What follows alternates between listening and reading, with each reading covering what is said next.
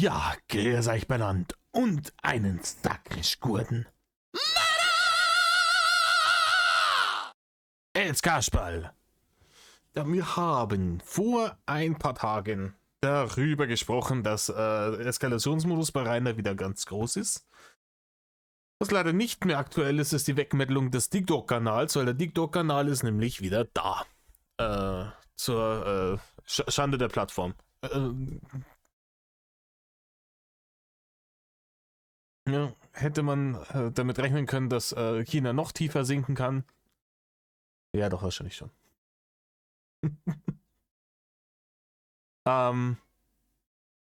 Hier, den Creme Brûlée, den lasse ich euch jetzt einmal drin. Den, ich wollte schauen, ich habe bei ein paar, ich glaube bei Märkische Heide war es, ein paar ganz astreine, tolle Memes mit der neuen Situation gesehen, wo er da, die daraus gemacht wurden aus dem Bild, wo er den einen Hater am Bahnsteig am Krawattel packt. Irgendwie mit Usain Bolt und mit dem Ford Raptor und so hingefotoshoppt, das ausschaut, wie wenn er irgendeiner das Handy aus der Tasche rauszocken würde. Großes Kino. Ich habe geschaut, ob ich irgendeinen davon finde zum Einblenden. Ist jetzt auf die Schnelle leider nicht gegangen. Bitte vergeben Sie mir. Aber nichtsdestoweniger wollen wir natürlich jetzt auch Rainers Seite der Geschichte hören. Also Rainer ist höchstwahrscheinlich komplett erstunken und erlogen ist. Seite der Geschichte.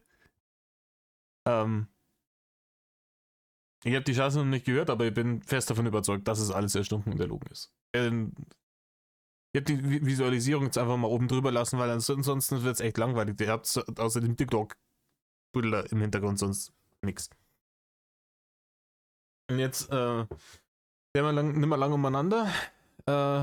Und zur Heras haben wir mehrere Reißzeigerhäube auf. Mir ging ja einer in Rainer. So ist Drache. Hast gestern ordentlich ausgeschenkt am Bahnhof. Gut, dass du es. Vor allem kassiert hat er sauber. Ganz ehrlich, wenn der eine nicht so ein Zwetschgenmanschka gewesen wäre, zwei gescheite rechte Haken, dann liegt er. Da verspreche ich dir. Erwähnst, hätte ich fast vergessen. Da wollte ich drüber sprechen mit euch. Oh, er hat es fast vergessen. Er hat eine Schlägerei mit Leuten am Bahnsteig gehabt. Und hat es fast vergessen. Ist ja, wenn sowas täglich passiert, irgendwann, weißt, wird so zur Normalität, da vergisst man das dann schon einmal. Das wunderbare Leben des Rainer W. Euch.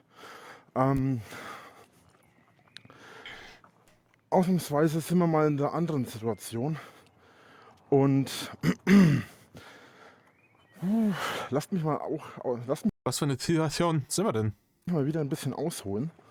Ja, er holt wieder ein bisschen aus. Ja, Rainer, du hast da schon wieder ausgeholt und zugeschlagen. Das ist der Grund, warum es eskaliert ist. Es ist, also, wie gesagt, ich habe ja auch nicht mehr gesehen wie ihr. Das war das eine mit der Rangelei, wo er die zwei rechten Haken kassiert hat. Aber vor allem das Bild davor ist das, was meiner bescheidenen Meinung nach den Grundtenor erklärt und was da tatsächlich passiert ist und wer da der Aggressor der ganzen Geschichte war. Weil, ruft es euch nochmal in den Kopf. Der eine Typ steht da ganz ruhig da, super locker. Der Arm, der in Richtung Rainer gerichtet ist, hängt ganz locker am Körper runter, absolut entspannt und nicht auf Konfrontation aus. Und im anderen Arm hat er nach oben und zeigt den Daumen. Und Rainer packt ihn am Krawattel. Und ich glaube, dass das, so aller Anschein nach, die erste körperliche Konfrontation des Abends war. Und wenn die erste körperliche Konfrontation des Abends von einem Herrn Rainer Winkler ausgeht, dann wissen wir auch, wer zur Eskalation und dadurch praktisch zur Gewalt den ursprünglichen Anstoß gegeben hat. Wie immer. Wie immer. Und wir kennen die Scheiße zu Genüge. Rainer war schon immer der Meinung, wenn ihn irgendjemand nervt, hat er das Recht, weil er sich genervt fühlt, demjenigen Gewalt anzutun. Wir haben das noch damals in der Schanze. Ich war jetzt erst vor ein paar Wochen wieder beim Video vom Einzigen, wo diese 3 Leute da, die eine Tussi und die 2 Typen irgendwie vor der Schanze gestanden sind und Rainer kommt mit dem Rudi A4 dahergemeldet und anstatt dass er einfach auf seinen Hof fährt, steigt er aus, pöbelt die Leute an, nimmt dem einen wieder das Handy weg. Ihr kennt die ganze Scheiße. Und das ist ja nicht bloß einmal passiert. Dementsprechend, wenn ich nicht wirklich durchgängige Videoaufnahmen zu sehen kriege, auf denen ganz eindeutig zu sehen ist, dass es andersrum war, setze ich mein Geld immer darauf, dass Rainer der Aggressor war. Aber jetzt schauen wir weiter. Aber nicht mit der Faust, sondern mit Worten. Ich gebe den Hatern, die schon wieder Lügen über mich erzählen, die Gelegenheit, ähnlich wie es Mimon bei mir gemacht hat, ohne Erpressung allerdings, weil ich keine Daten von den Personen habe und auch nicht drohe, Daten zu veröffentlichen, egal ob ich sie habe oder nicht. Aber ich kann beweisen, dass die Hater lügen. Und das kann auch die Presse bestätigen. Rainer, wenn du das beweisen könntest, würdest du den Beweis jetzt vorzeigen? Rainer, wir wissen das doch. Du hast doch noch nie in deinem Leben irgendwas behauptet, was du beweisen kannst, ohne es sofort zu beweisen. Deswegen hast du doch auch letztes Jahr hier die Ding sofort in die Kamera gezogen. Rainer, wenn du irgendwas beweisen kannst, machst du es immer, sofort. Du hältst es immer sofort in die Kamera. Dass jetzt hier kein Beweis kommt, heißt es gibt keinen, heißt du lügst. Sobald irgendwie Bilder veröffentlicht werden von den Überwachungskameras des Bahnhofs. Ja. Also fangen wir vorne an. Ja, das wäre schlau. Denn das ist ja genau das, was ich wollte. Ne? Ich wollte ausholen. Nein, was du wolltest, ist im Übrigen genauso wie sonst auch immer wieder Terror. Natürlich, dir spielt jetzt die Scheiße in die Hände. Weil du brauchst wieder Drama, du brauchst wieder Barne und deswegen hast du wieder auch eine Eskalation gebraucht. Und ich bezweifle auch nicht, dass du dir dann auch provoziert hast. Und zwar mit Worten, nicht mit der Faust. Also passt auf, Folgendes. Für die Leute, die es nicht wissen oder nicht mitbekommen haben, es gäbe jemanden hier drin, der das nicht weiß. Aber trotzdem, falls das der Fall ist, wollen wir es doch mal in Ruhe ansprechen. Punkt 1. Ich bin gestern aus Berlin zurückgefahren, dank eurer Hilfe. So. Ich bin dieses Mal anders nach Hause gefahren. Beim letzten Mal bin ich über, ich weiß gar nicht, wie das Kaff heißt, bin ich irgendwo stecken geblieben, 2 Stunden lang. Auf jeden Fall bin ich dann nach Leipzig. Ich habe das Kaff vergessen, wo ich zuerst umgestiegen bin. Rainer, es ist vollkommen irrelevant. Es ist auch vollkommen wurscht, wo du das letzte Mal umgestiegen bist oder über was du gefahren bist. Scheißegal. Komm zum Punkt. Von Berlin aus. Auf jeden Fall bin ich dann nach Leipzig und dann nach... Also, ich erkläre euch einmal, wie das da war, wie das dazu gekommen ist, dass da an diesem Bahnhof die Eskalation passiert ist. Am Anfang erschuf Gott den Himmel und die Erde.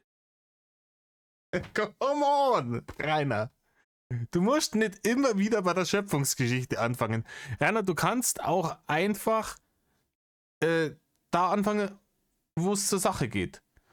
Früher haben die Mönche die Bibelseiten mit der Hand abgeschrieben. Ja, Rainer, leck mich doch am Arsch. Raus mit der Geschichte. War das dann direkt Nürnberg? Nee, Hof, glaube ich, war es. Oder war das Hof? Nürnberg, Hof? Nee, Leipzig, Hof, Nürnberg, genau. Und davor noch ein anderes Kaff, wo ich den Namen vergessen habe. So bin ich beim letzten Mal gefahren. Dieses Mal bin ich über Magdeburg gefahren. Also etwas weiter weg. Etwas anders. Aber es ist so. Hater haben mir schon im Zug wiederholt aufgelauert. Wo man dazu sagen muss, dass... Rainer, die haben dir nicht im Zug aufgelauert. Rainer, die haben dir sicher, die sind, wenn dann, höchstwahrscheinlich einfach durch Zufall im selben Zug gesessen wie du. Oder glaubst, wenn die dir aufgelauert hätten, dann wären die einfach aufs gerade Glück hinaus den ganzen Tag in diesem Zug gesessen und hätten gewartet, ob du da vielleicht reinkommst.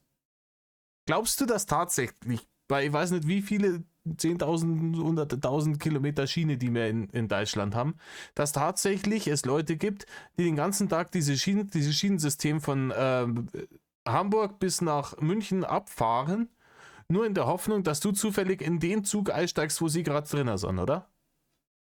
Weil das würde das nämlich bedeuten, wenn sie dir aufgelauert hätten. Die sind halt zufällig im selben Zug gesessen. Und dann haben sie gedacht, hey, das ist doch der dicke Vollidiot aus Mittelfranken. Aufgelauert. Es sind immer diese Verben, die er da um die Ecke schmeißt. Angegriffen, aufgelauert, vernichtet.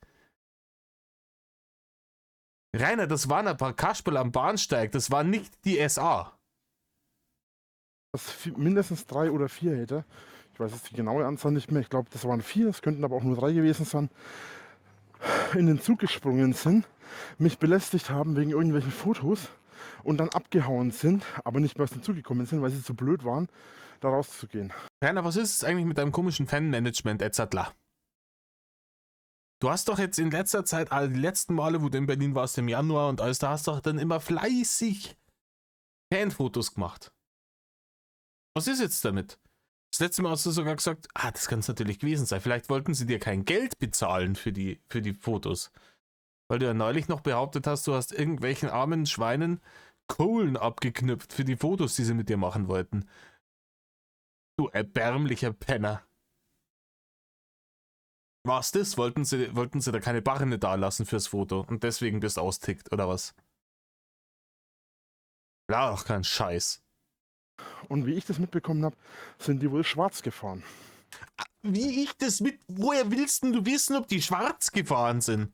Jetzt wird's ja hinterher wir fahren. Nicht nur fahren die den ganzen Tag im Zug durch Deutschland, nur in der Hoffnung, dass zufällig den Zug erwischen, wo seine Lordschaft drin sitzt, sondern das machen sie auch noch schwarz, weil sie komplett gehirnamputiert sind. Sag mal, Rainer, geht's noch? Bleiben wir bei den Fakten. Ja, das wird hier praktisch wieder ein Argument hingestellt und sagt, wahrscheinlich sind sie doch schwarz. Das ist Bild-Zeitungsniveau. Ja, weil und wie hat der Räuber ausgeschaut, der der alten Frau die Handtasche geklaut hat? Ja, Hörner hat er gehabt und geraucht und einen langen Schweif und einen Ziegenfuß. Halt dein Maul, Rainer. Woher willst du wissen, ob die schwarz gefahren sind oder nicht? So, fängt schon mal wieder mit den Straftaten bei den Kollegen an. So.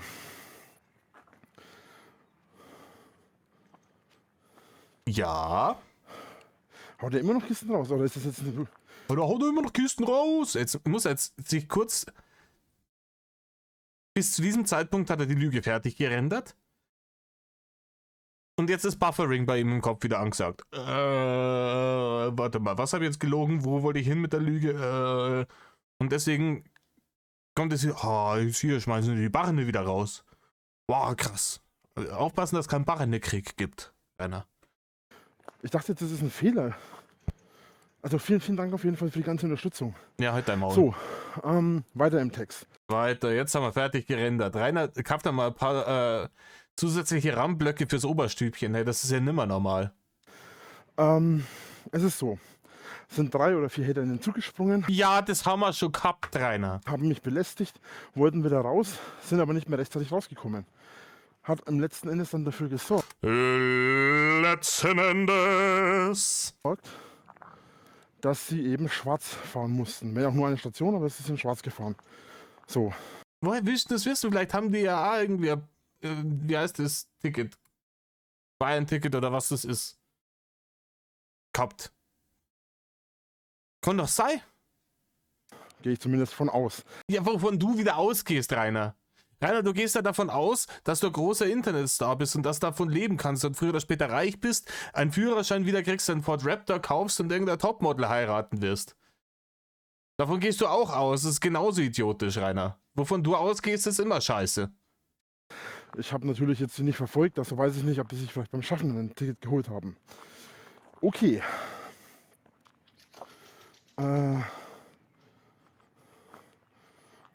Es wird wieder 6000 gebuffert. Münzen rausgehauen, wow. Boah, Wie hieß er? Mojo? Oder Mojo? Vielen Dank für deine Unterstützung. Sau cool. ja, die Eier sollen da abfallen für deine Unterstützung. Aber jetzt Kim Rainer, weiter im Text.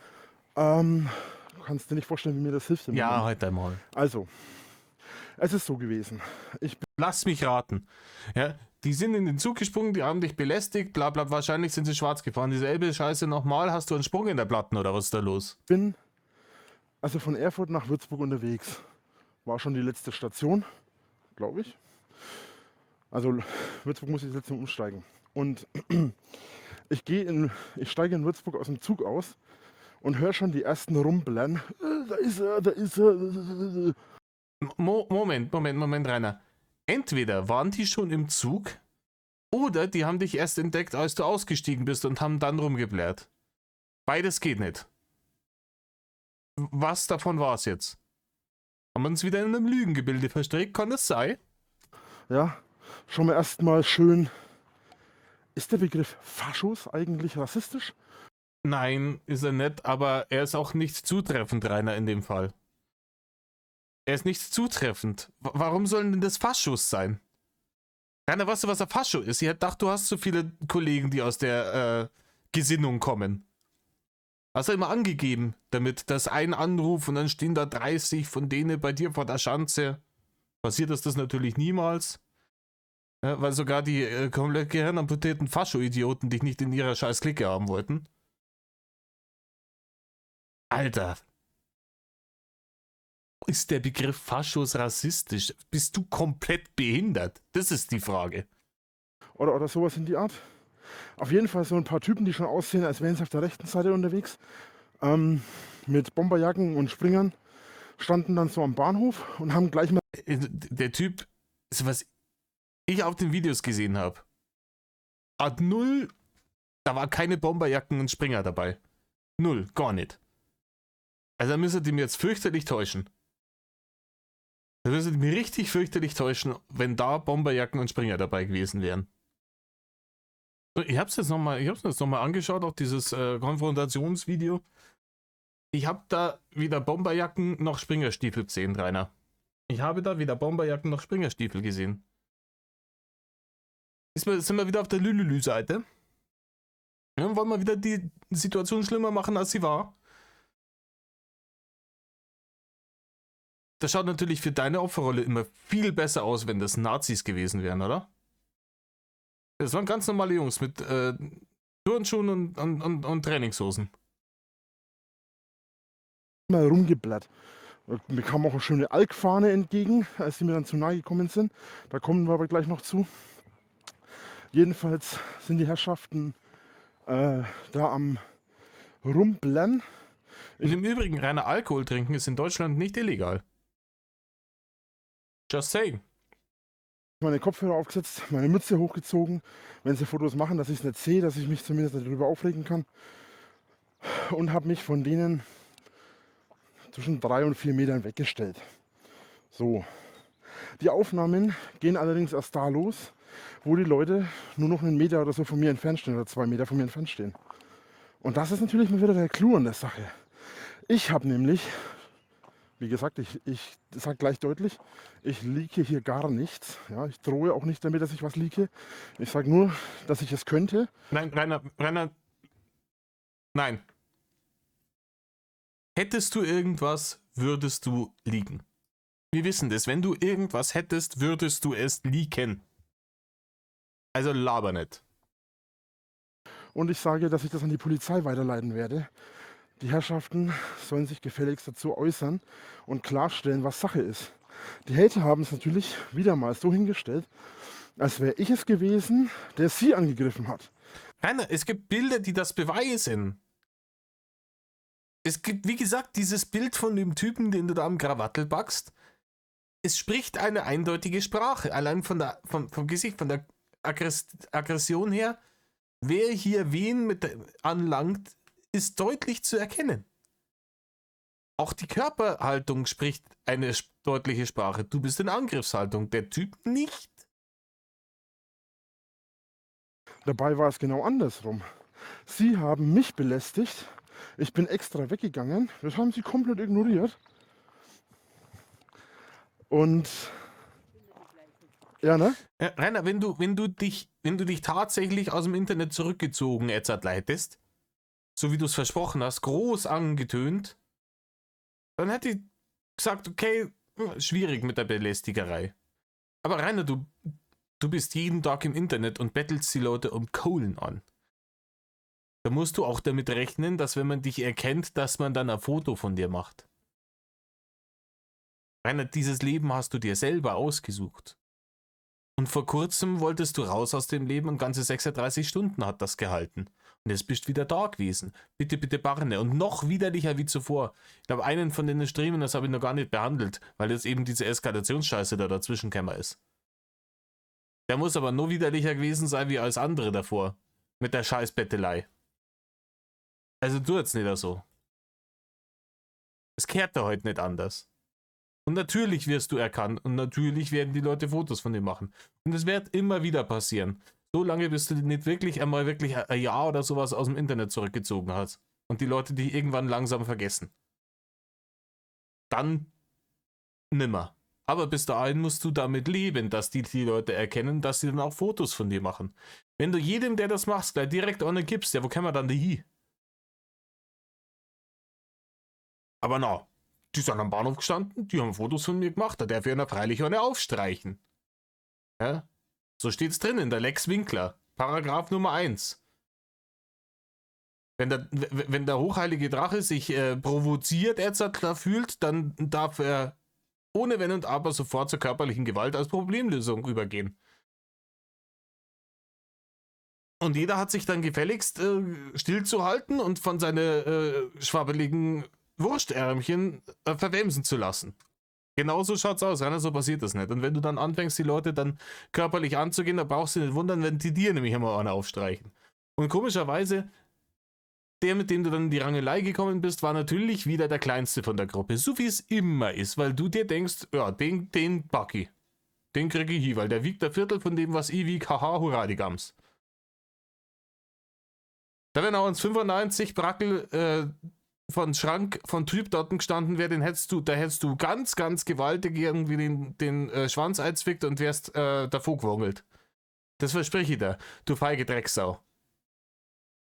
Auf kleinere, da traut er sie losgehen. Das haben sie natürlich gekonnt ignoriert und sind dann an mir mal wieder mal hingegangen und haben mich wieder weiterhin belästigt. Ich habe mich extra weggedreht mit dem Gesicht, mit dem Kopf, dass die mich nur von der Seite filmen können. Wollte dem Ganzen aus dem Weg gehen, hat aber natürlich mal wieder nicht funktioniert. So. Ja, und dann hätte man in dieser Situation zum Bahnhofspersonal gehen können und sagen, bitte helfen Sie mir, ich werde hier belästigt. Und dann wäre die Situation ganz schnell entschärft worden. Weil auch diese Jungs haben gewiss es nicht darauf angelegt, dass sie Ärger kriegen.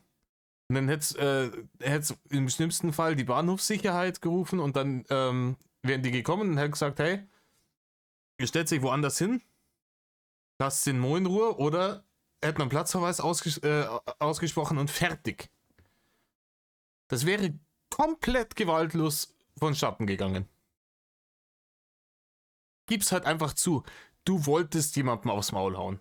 Du hast einen schlechten Tag gehabt, die Stimmung war neutral, der Mund war klein und dann ist losgegangen. Ja, dein TikTok-Kanal haben sie da gesperrt, scheiße, dass du ihn jetzt in der Zwischenzeit schon wieder hast. Und den riesen Bachene-Segen, den hat es nicht wieder gegeben und dann... Na? Dann warst du schon wieder auf 180 und da sind da die gerade recht gekommen. Und hast du natürlich den kleinsten von denen backt, dass du ihn verklöppeln hast können. Und danach sind wieder die anderen schuld. Halt dein Maul. Die kommen näher, ich drehe mich um, weil ich es noch mal ignorieren konnte und sagte, die sollten mich in Ruhe lassen, sollen sich verpissen. Wollte noch einen Schritt zur Seite gehen, dann kommt der eine immer näher. Eine sehr deeskalierende Wortwahl, Herr Winkler. Hat auch schon schön seine Hände bandagiert, als würde er jeden Moment Handschuhe und Boxen wollen, also Handschuhe anziehen und Boxen. Vielleicht hat der auch einfach irgendeine Verletzung an der Hand gehabt, du brunzbläder Vollidiot. Ah, jetzt wird's noch schöner. Nicht nur haben sie ihm aufgelauert im Zug, und das Schwarz, sondern sie haben sich dann währenddessen auch schon auf einen Boxkampf mit ihm vorbereitet. Ja, was willst du mir als nächstes erzählen, dass sie da gefrorene Rinderhälften in den Zugabteil drin Hänger gehabt haben, auf den sie Rocky-mäßig eingeschlagen haben? Ja, für den Fall, dass du dann kimmst. Laber doch nicht. Laber doch nicht. Der hat die rechte Hand bandagiert gehabt, der wird sich halt irgendwann einmal irgendwo verletzt haben.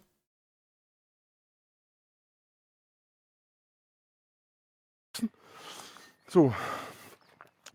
Und das hat der Herr dann auch so. Also es waren auf jeden Fall lauernde, schwarzfahrende, fast schon Profiboxer. Das ist die Geschichte, die uns der Rainer gerade erzählt. So, hat sich gleich so bewegt wie, keine Ahnung, ein Kampfsportler im Allgemeinen halt. Ja, der hat sich super kampfsportlich bewegt. Wir haben es ja gesehen. Der ist da gestanden, ja, ganz lässig und hat einen Daumen nach oben gehalten, so wie es ja jeder Kampfsportler macht. Kennen wir ja. Ne, so ein bisschen hin und her getänzelt. So, oh ja, komm, und hat sich so weggeduckt. Ich habe den dann gepackt und habe ihn weggeschubst, dass er mich in Frieden lässt. So, das sind die Aufnahmen, die ihr schon gesehen habt. Die ersten Aufnahmen. So, dann geht's weiter. Also auf dem Bild, was ich da gesehen habe, hat er weder getänzelt, noch hat er so getan, als würde er boxen wollen, noch sonst irgendwas. Da ist er ganz ruhig da gestanden. Was man nämlich wieder mal nicht sieht, ist, dass ich dann wieder hergegangen bin und mich wieder 2-3 Meter weggestellt habe. Ja, was bist du jetzt hergegangen oder hast dich weggestellt? In der Zeit sind dann ein paar Herrschaften gekommen, ja, von der Bahn, die da wohl, ich weiß nicht, putzen oder so. Haben auf jeden Fall so Uniformen angehabt und hatten Mülltüten dabei, wohl diejenigen, die den Müll wegräumen und so.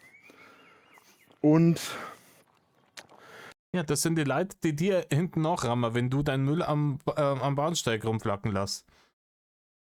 Und weiter? haben halt mal wieder groß rumposaunt und keine Ahnung und haben mal wieder rumgestresst. Ja, jetzt die Müllmänner haben auch rumgestresst, oder was? Jetzt komm, bleib mal bei einer Lügengeschichte bitte wenigstens. Und sind mir wieder nachgelaufen. So. In der Zwischenzeit haben die Herrschaften sich woanders hingestellt. Ja, was denn? Sind sie jetzt nachgelaufen oder haben sie sich woanders hingestellt? Rainer, du hast dich schon wieder in irgendeine Ecke reingerendert. Wenn man bei der Wahrheit bleiben würde, dann wird man sich auch nicht permanent über die eigenen Füße fallen beim Bullshit-Labern. Rainer, erzähl halt einmal in deinem Leben die Wahrheit. Also die von der Bahn, die Herrschaften, haben sich woanders hingestellt und sind anschließend in so ein kleines Häuschen reingegangen. Keine Ahnung, was genau das war. Rainer, die Leute, die den Müll am Bahnsteig aufsammeln, die sind auch nicht die DB Sicherheit. Die sind auch nicht dafür verantwortlich, sich da einzumischen. Das sind irgendwelche Leute, die höchstwahrscheinlich sogar unter Mindestlohn bezahlt werden und dann da umeinander lappen und den Dreckseil wie du da hinterlassen. Zamarama. Dir geht das an Scheißdreck, oh. Weiter im Text. Die Herrschaften, also die Hater, Kritiker, die haben sich dann Ja, halt dein Maul mit deiner Kritiker, ey, wenn das nicht bald aufhört. Wenn das nicht bald aufhört. Die Kritiker, halt dein Maul. hingestellt und rumgeblättert. Die haben den ganzen Bahnhof zusammengeschrien und Drachenlord und Arschloch und Hurensohn und Beleidigungen rauf und runter. Alles Mögliche. So. Und das ging dann noch, ich weiß nicht, 1 Minute oder 2. Ich glaube, als ich dann an dem Häuschen vorbeigelaufen bin von den Bahnmitarbeitern, hat einer behauptet, er hat einer das Telefon in der Hand gehabt. Ich gehe davon aus, dass die Polizei gerufen hat oder so, ich weiß es nicht. So. Ich glaube, eine kannte mich auch. Es sah zumindest danach aus. Der hat ja da gearbeitet, der hat mir auf jeden Fall nichts getan. Auf jeden Fall hat die Polizei gerufen. Die Polizei wusste dann auch direkt, dass ich da bin, weil er es wohl mit durchgegeben hatte. Keine Ahnung. Ist auch nicht so schlimm gewesen, war alles okay. Ich habe ja soweit nichts gemacht, bis auf, dass die mich ja die ganze Zeit belästigen. Ich hab gar nicht gemacht, gar nicht. So, ich bin dann weitergegangen und habe mich hinter das Häuschen gestellt. Bewusst so, dass ich im Idealfall von deren Seite, weil die waren ja auf der anderen Seite gestanden, die Kritiker und Hater, habe mich so hingestellt, dass die mich gar nicht erst filmen können. Was machen sie? Rainer, wie willst du dich denn an einem Bahnsteig so hinstellen, dass man dich nicht filmen kann? Das geht nicht. Das ist unmöglich. Laufen links und rechts, weil es waren ja, weiß nicht, 8 Mann oder so, 7, 8 Mann, Ich weiß nicht genau, wie viele es waren. Jedenfalls laufen sie zu beiden Seiten mit den Kameras im Anschlag so schön hoch, die Kamera, ne? Dass sie auch schön filmen. Und laufen an beiden Seiten von diesem Häuschen vorbei, um mich wieder zu belästigen. Das heißt, ich habe versucht zu deeskalieren von Anfang an. Ich bin aus dem Zug ausgestiegen, habe mich woanders hingestellt, habe demonstrativ in eine andere Richtung. Und da ist er in den Würzburger Hauptbahnhof eingefahren, der Lülü-Train. Nächster halt Bullshit Town. Laber doch nicht, Rainer. Geschaut, um das Ganze nicht eskalieren zu lassen. Nachdem die mich angefangen haben anzupöbeln, habe ich mich weggedreht, bin ein Stück weggegangen, wurde wieder angepöbelt, weiterhin angepöbelt und konnte es nicht deeskalieren. So, dann ging es weiter damit, dass die Herrschaften... Sekunde, jetzt muss ich kurz überlegen. Ja, jetzt sind wir schon wieder am Ende der bereits vorgerenderten Lügengeschichte angekommen. Jetzt musst du überlegen, wie die hanebüchene Story weitergeht. Rainer, wann sind die Drachen über den Bahnhof geflogen? Wann hat sich der Schlund zur Hölle aufgetan? Unfassbare Scheiße, die der wieder labert. Was? Oh, okay, verstehe. Da muss ich mal einen Moment aufpassen, dass es mich nicht auf die Waffel legt. Rainer, passt einfach nicht auf. Wenn es dir auf die Waffel legt, gefällt mir das. Das wäre natürlich jetzt noch der Triumph des Abends. So. Und jetzt wird es gleich besser. Es ging dann somit weiter, dass ich trotz aller Schwierigkeiten, aller Widrigkeiten, alles hin und her und Gedöns und überhaupt... Komische Aufzählungsfickerei, wissen wir, ist wieder gelogen. Dass mich jetzt deeskalieren konnte. Auch nachdem ich dann schon von meinem ursprünglichen Platz schon wieder 3-4 Meter weg stand. Habe also versucht, Abstand zwischen mir und die Kritiker, Hater zu gewinnen. Wurde aber nicht zugelassen. Daraufhin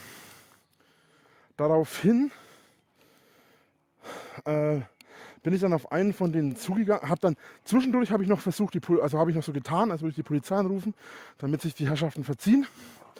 Wurde auch ignoriert. Ja, Rainer, hättest halt wirklich die Polizei angerufen. Rainer, hättest du halt wirklich die Polizei angerufen.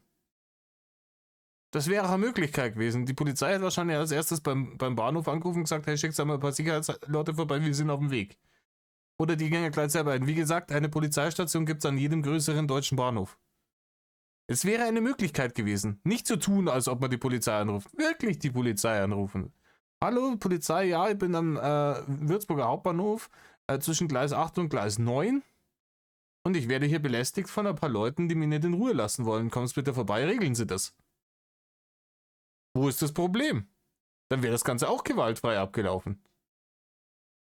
Also weiterhin Eskalation, obwohl ich es weiterhin versucht habe zu deeskalieren. Habe mich dann woanders... Nein, Rainer, du hast eben nicht versucht, das zu deeskalieren. Das ist ja genau der Punkt.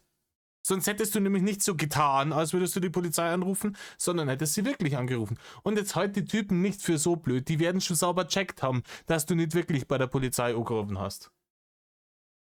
Und du wolltest auch gar nicht, dass die Polizei kommt und das deeskaliert. Weil du wolltest, dass es eskaliert, damit du einen Grund hast, irgendjemandem aufs Maul zu hauen. So ein Ding ist das nämlich. Das hingestellt, hat auch nicht vorgeholfen. Und dann war es so, dass zu dem Zeitpunkt dann mir einfach die Hutschnur geplatzt ist. Zumal den ganzen Tag schon solche Aktionen waren. Ich hatte schon das Problem in Erfurt, ich hatte schon das Problem in Magdeburg und ich hatte auch das Problem schon den ganzen Tag. So. Rainer, wenn du in keine deutsche Stadt gehen kannst, ohne dass irgendwelche Leute dich erkennen und dir auf die Eier gehen, dann würde ich mir mal Gedanken drüber machen, ob dann doch vielleicht du derjenige bist. Oder? Wenn ich es nicht schaffe, auch nur in einer deutschen Stadt in Ruhe gelassen zu werden und nicht erkannt zu werden, dass die Leute sich nicht über mich lustig machen, dann habe ich irgendwo eine falsche Abzweigung im Leben genommen. Auch schon zuvor in Berlin. So. Ich habe mich dann also weiter entfernt niedergelassen und es wurde...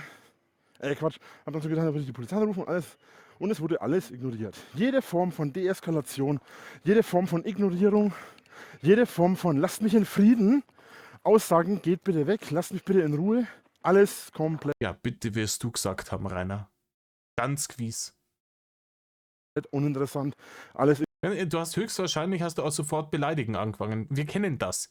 Wir kennen es ja aus der Schanze. Ey, Jungen, ignoriert worden. Von vorn bis hinten alles.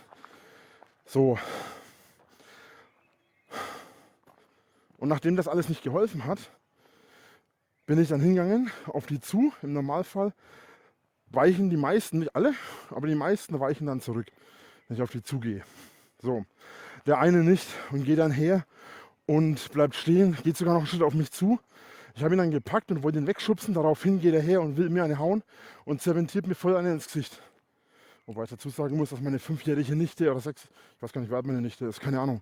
Ich weiß auch nicht, wie hart die zuschlägt, aber ich gehe davon aus, dass sogar sie härter zuschlagen kann als der Typ. Okay, Rainer, wir haben gesehen, wie du zuschlagen kannst, halt dein Maul. Du kämpfst nicht mit deiner Verwandtschaft, gell? Die brauchst du jetzt nicht aus dem Hut zaubern. Die da dir ganz gewaltig rauslassen aus der Geschichte. Die wollen nämlich mit dir auch nichts mehr zu tun haben. Und ich wette, was sogar die haben sie gedacht, wow, endlich hat er mir auch nicht gekriegt. Typ, so. Lange Rede, gar keinen Sinn. Das Ende vom Lied war, dass ich ihn dann gepackt habe. Seine Kumpels wollten ihm zu Hilfe kommen, habe mich nicht interessiert, habe dann noch 2 von denen weggeschubst oder so, inklusive ihn. Also zu dritt waren die dann weggeschubst, die anderen kamen dann auf mich zu und dann kam von hinten ein Schrei. Und dann kam eine Polizistin und ein Polizist um die Kurve, beziehungsweise die Treppe hoch. Und daraufhin haben die sich dann verkrampft, verpisst. Dann habe ich noch ein bisschen rumgeschrien, die noch ein bisschen rumgeschrien, weil ich natürlich dann extrem geladen war. Bin ich stolz drauf. Auf dem Video hat man aber keine Polizisten gesehen. Just saying. Und die sind auch nicht, da auch nicht plötzlich alle davon gelaufen. Als würden sie vor der Polizei weglaufen. Hat man auch nicht gesehen auf dem Video. Aber es wurde dann halt einfach zu viel in dem Moment und hat dann eben anders nicht geholfen. So, Ende vom Lied. Die Personen sind abgehauen. Ich habe noch gesagt, ich mache keine Anzeige, außer sie gehen her und veröffentlichen irgendwas von dieser Aktion. Das ist dann auch veröffentlicht worden im Telegram-Chat. Da wurde wieder mal völliger Blödsinn erzählt. Du, das waren ein paar, die wollten Fotos machen. Und das ist jetzt kommen wir zu dem Punkt. Ich will, dass das klargestellt wird von den Hatern und Kritikern, dass sie aufhören rumzulügen und immer erzählen, dass ich lüge. Weil das ist nämlich das Geilste an der Aktion. Ich bin ja der Lügner, obwohl sie die Aktion angestachelt haben, obwohl sie auf die Deeskalation von meiner Seite nicht reagiert haben.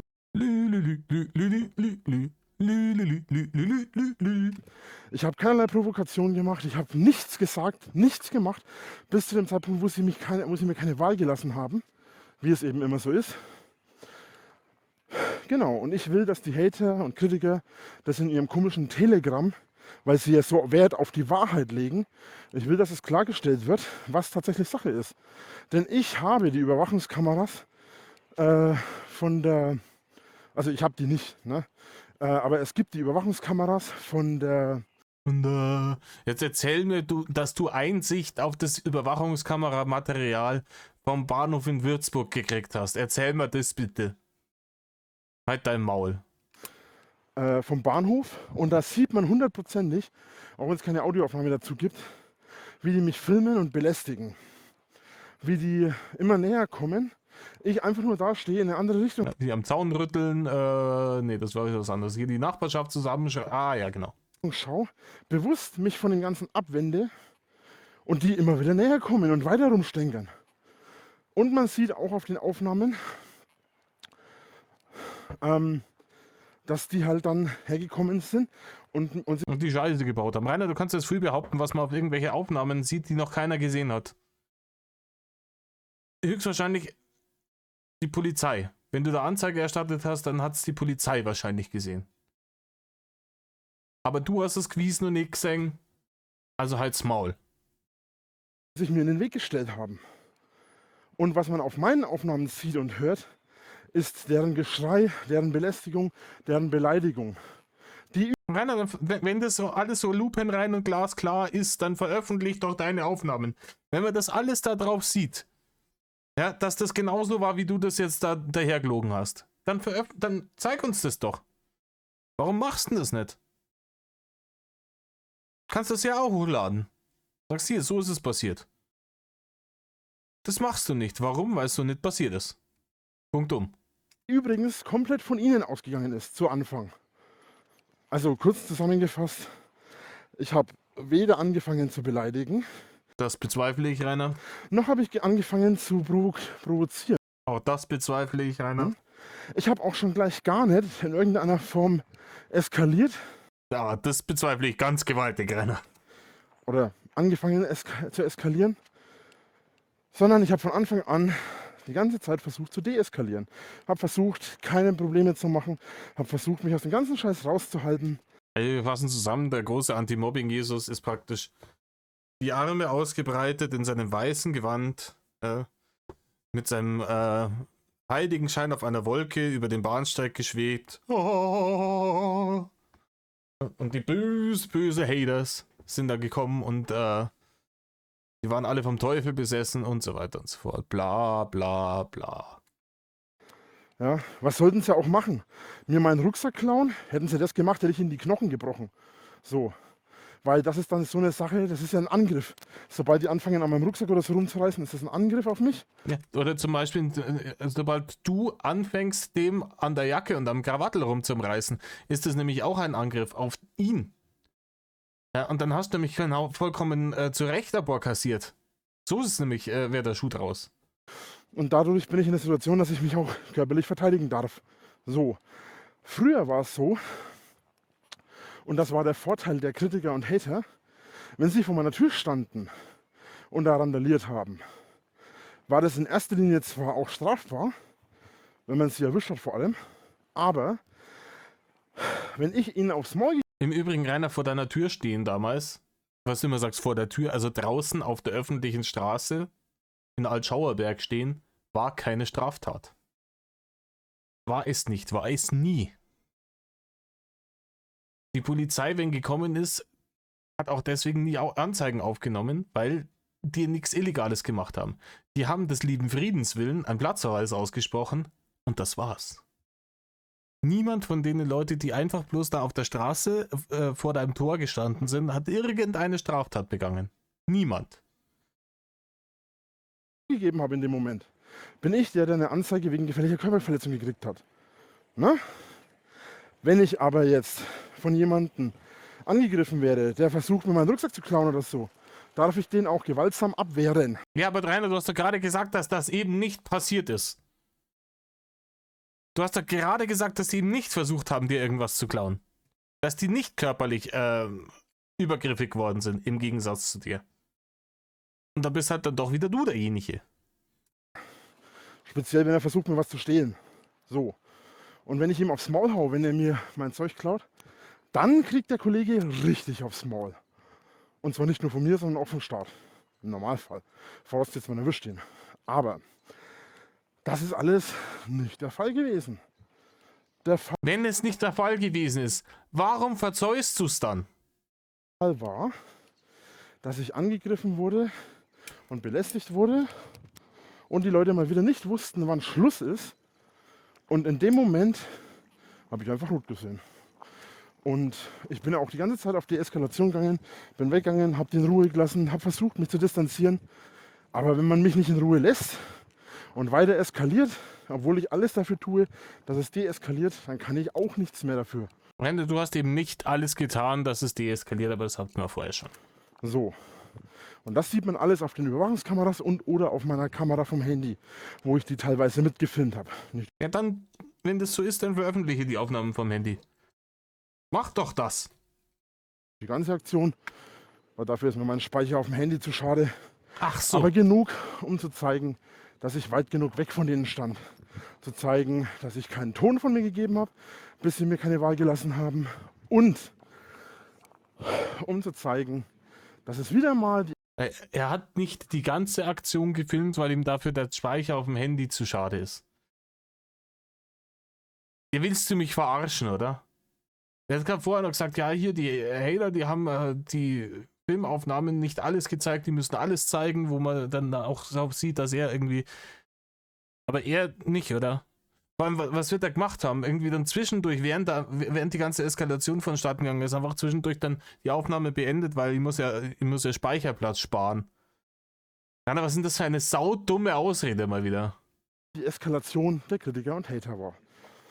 Also, liebe Hater und Kritiker, ja, ich bin mir ziemlich sicher, dass eine gesamte Videoaufnahme von irgendeinem dieser Herren, der da vor Ort war, dabei ist.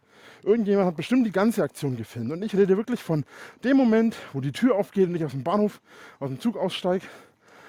Und ich musste von der 9 auf die 8. Das heißt, ich musste auf dem gleichen Bahnsteig bleiben und nur die Seite wechseln. Konnte also dem Ganzen nicht ausweichen.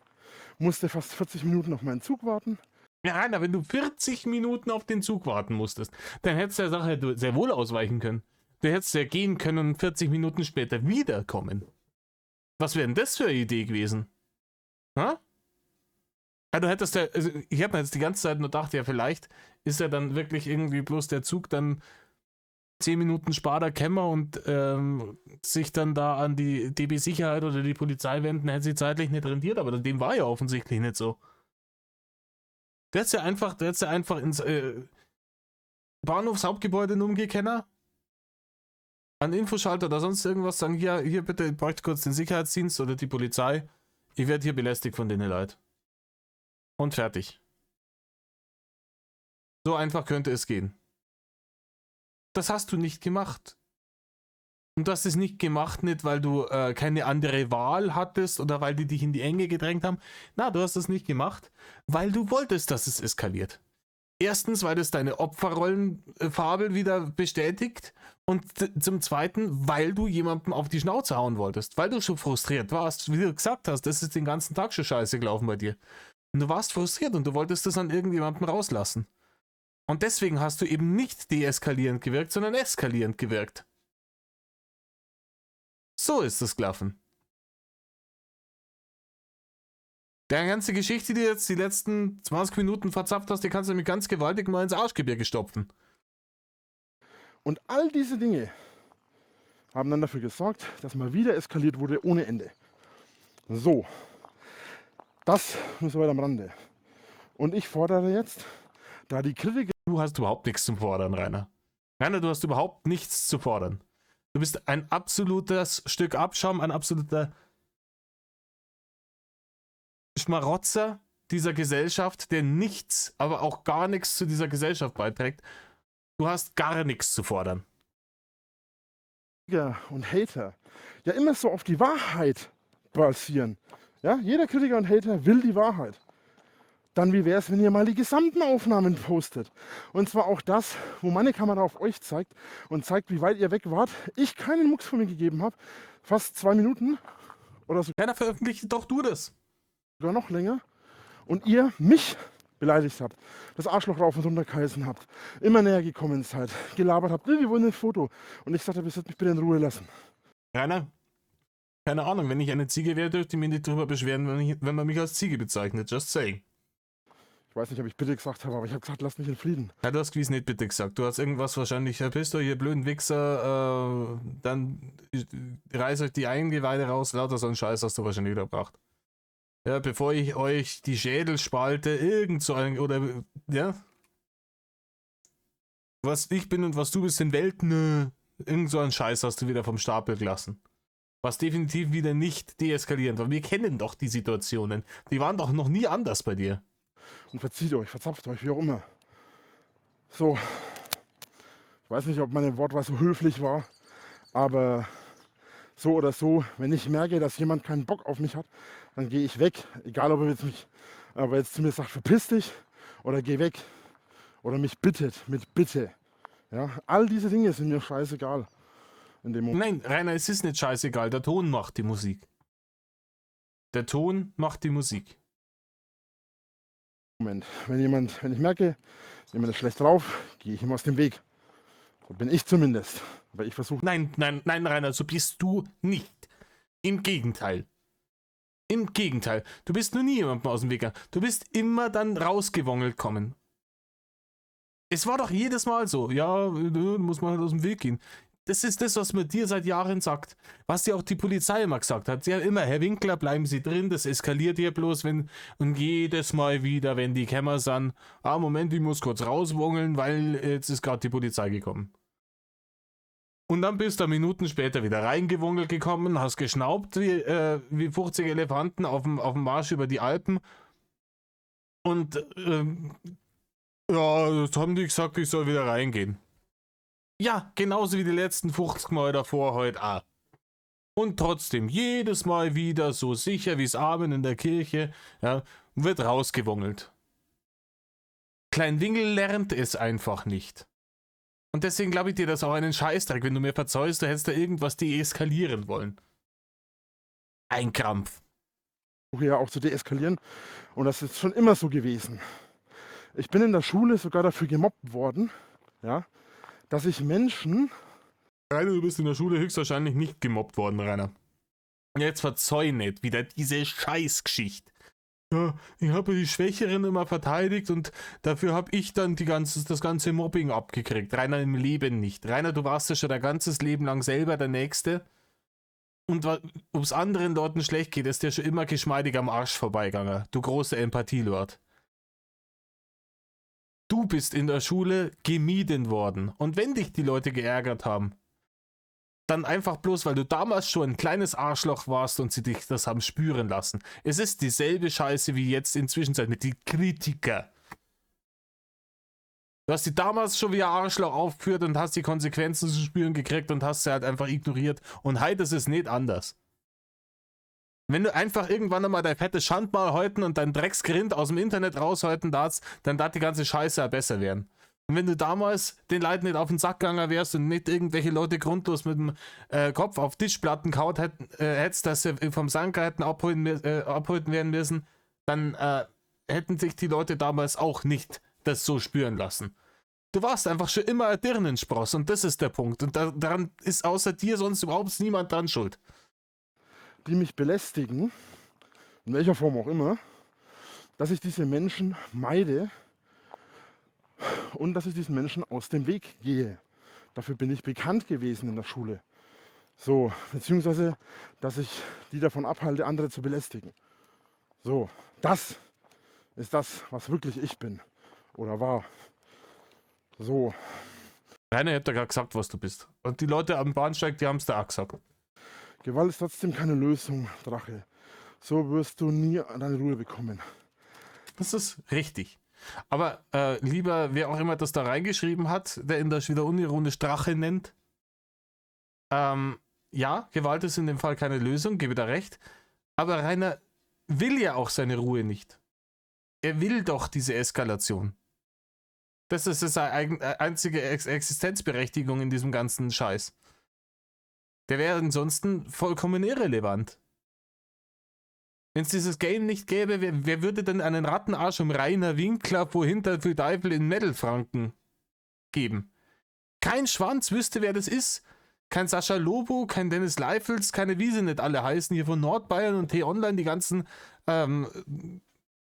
schmutzverzapfenden Ding. Kein Mensch wird sich um den kümmern. Wenn es das Game nicht gäbe, wäre der absolut irrelevant. Hast du mir nicht zugehört? Ich hatte keine Wahl in dem Moment. Sie haben mich attackiert und ich musste irgendwas tun, um meinen Freiraum zu haben. Persönlichen Freiraum darfst du verteidigen. Das ist eine Tatsache. Lösung hin oder her.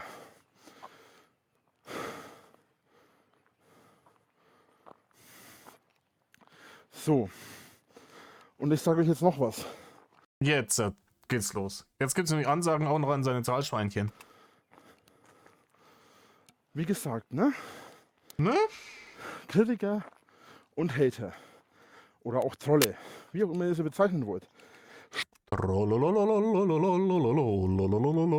Stehen ja auf die Wahrheit. Dann sollen sie auch die Wahrheit erzählen und aufhören zu lügen. Das ist nämlich nicht das erste Mal, dass Tatsachen verdreht wurden. Ja, von dir. Es ist aber das erste Mal, dass ich dank öffentlichen Plätzen und Überwachung dieser Plätze in der Lage bin, diese Aktionen zu kommentieren, dokumentiert werden und Rainer, nein. Es ist nicht das erste Mal, dass es dokumentiert wurde. Wie viele Aufnahmen hat es denn von deiner eigenen Kamera damals gegeben, wo Sachen dokumentiert worden sind? Und quelle surprise, die Sachen, die da dokumentiert worden sind, die strafbar waren, die sind ja dann auch zur Anzeige gebracht worden. Und da sind ja auch Leute dann dafür zur Rechenschaft gezogen worden. Und wie oft ist das passiert? Relativ selten. Weil halt relativ selten was Illegales gemacht wurde. Weil nur noch 90% von den Leuten, die da kann man sagen, ganz normale Leute waren, die sich da hingestellt haben, die haben von der Schanze ein Foto gemacht. Vielleicht ist einmal Herr Winkler, machen Sie Fanmanagement gerufen worden. Und das war's. Und mit denen Kasperl, da wenn du ein Foto mit denen gemacht hättest, dann hätten sie sie abgeschlichen. Das ist nämlich zum Beispiel deeskalierend. Wenn man sagt, hey Jungs, wie geht's? Ja, super, Herr, komm, ich pause mal, ich sehe vielleicht noch irgendwie eine dumme Grimasse. Dann mach dich doch zum Clown, du bist doch eh schon der Clown vom ganzen Internet. Dann stell dich da hin, mach schnell 1, 2 Fotos. Ja, hallo, grüß euch, pfiat euch und dann war's das. Fertig. auf legale Weise auch entsprechend geahndet werden können. So, und das ist im Prinzip auch schon der ganze Scherz an der Sache.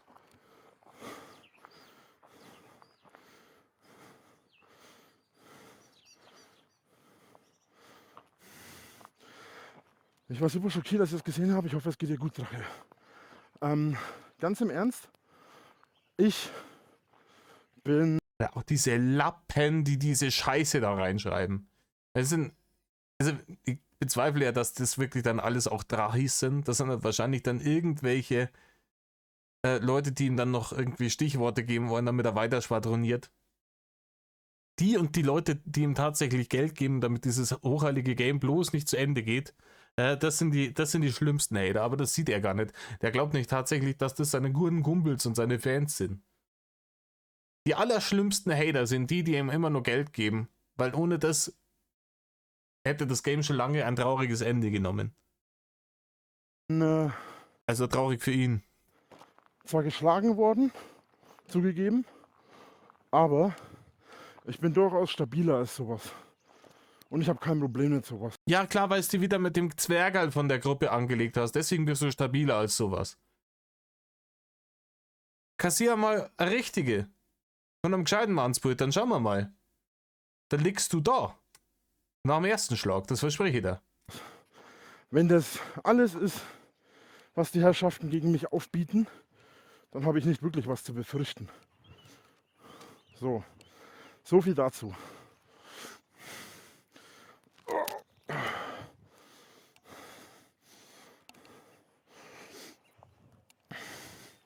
Das ist nämlich eigentlich auch schon alles, was dazu zu sagen ist. Das ist wie Forrest Gump. Und das ist alles, was ich zu dem Krieg in Vietnam zu sagen habe. So, wo die in Washington da die Rede, großartig. Ich persönlich bin ja gespannt, ob die Wahrheit von Ihnen wirklich veröffentlicht wird oder ob das die Presse übernehmen muss. Ja, warum veröffentlichst du es nicht? Ich sag's immer wieder.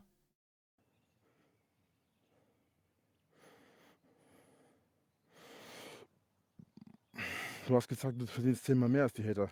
Naja, ganz ehrlich. Das war auch königlich lächerlich.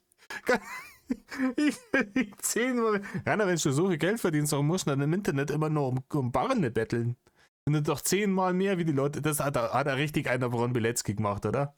Da hat er richtig einer von Bilecki gemacht hier. 1500 Euro, die pissig. Das hätte bloß nur quält, Alter. Er verdient, Alter. Er bettelt im Internet und dann so einen Satz. Das kannst du nicht mehr ausdenken, ne? 10-mal vielleicht nicht, aber das Doppelte, was die meisten Kritiker verdienen, verdiene ich wohl, wenn ich meinen YouTube-Account wieder habe. Ne? Also das ist ja auch eine Tatsache.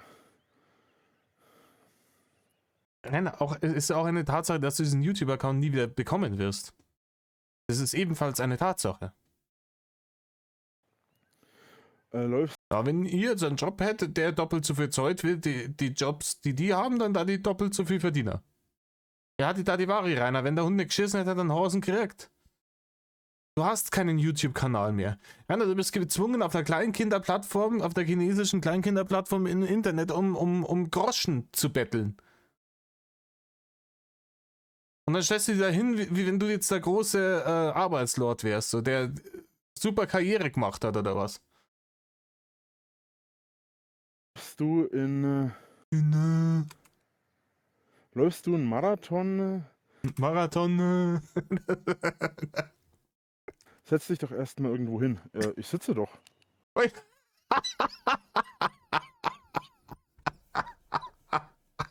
Alter, der schnauft wie eine alte Dampflok, ja, und sitzt. Alter, der kann nicht einmal mehr sitzen, ohne außer Atem zu kommen. Das müsst ihr euch mal vorstellen. Aber er ist super gesund. Hat er uns ja neulich erst wieder verzeiht, wie gesund das er ist.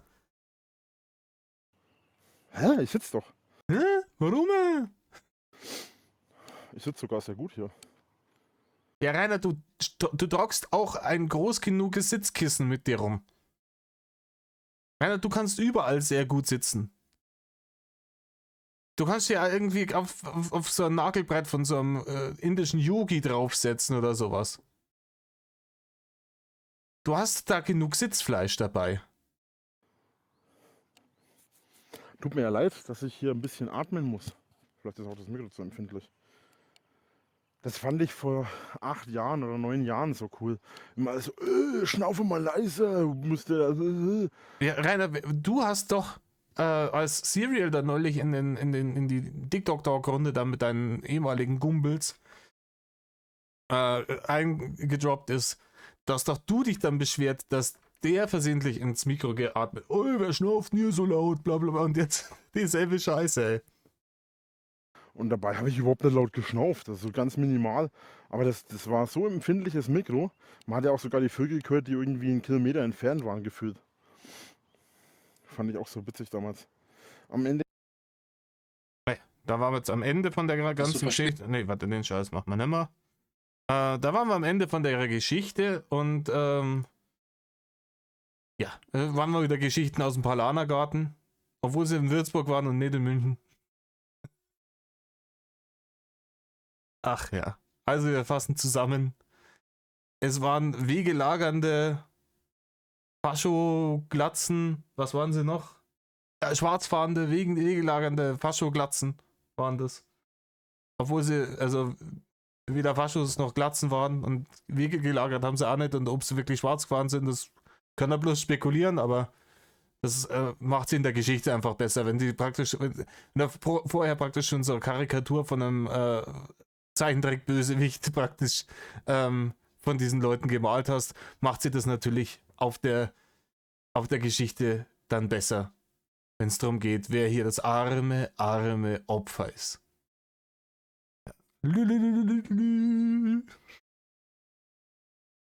Na gut.